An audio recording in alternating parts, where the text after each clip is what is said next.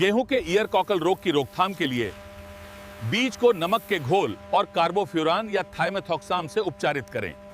इस रोग का खेत में कोई रासायनिक इलाज नहीं है। स्वस्थ बीज और नमक के पानी का घोल ही इसका एकमात्र बचाव है। यह रोग सीधे आपकी उपज की गुणवत्ता और मात्रा दोनों को प्रभावित करता है। यह एक बीज जनित और मिट्टी जनित सूत्रकृमि रोग है, इसलिए इसके नियंत्रण के लिए एक गंभीर और समन्वित दृष्टिकोण अपनाना आवश्यक है।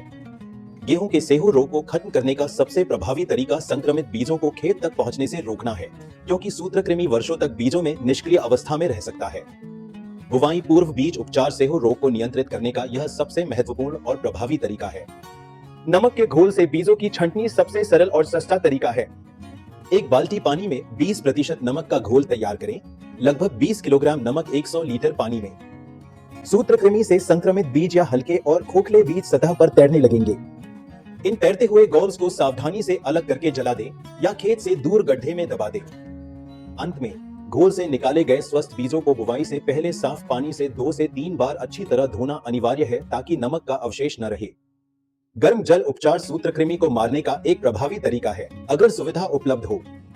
बीजों को 54 डिग्री सेल्सियस के गर्म पानी में लगभग 10 मिनट तक डुबोया जाता है।